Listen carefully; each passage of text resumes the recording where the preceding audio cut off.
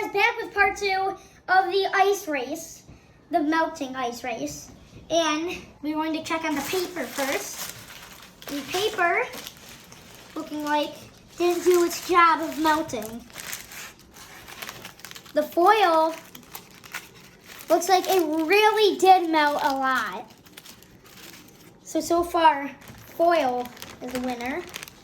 Then we have paper. Looks like it did melt, but didn't a lot. Here is the container, looking like it melted.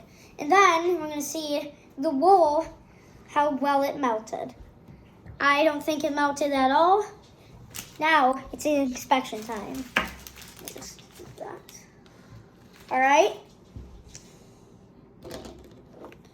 See here.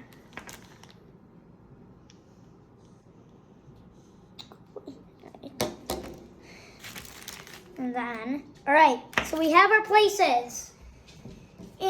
All the way in 5th place is the paper. All the way in 4th place is wool. Next, in 3rd place, the container. And then the number 1 is foil. And then 2nd place is the bag. I'm Kid Kaz. Make sure to like and subscribe, and I will see you in my next video. Bye. And make sure, find chicken nugget. Bye.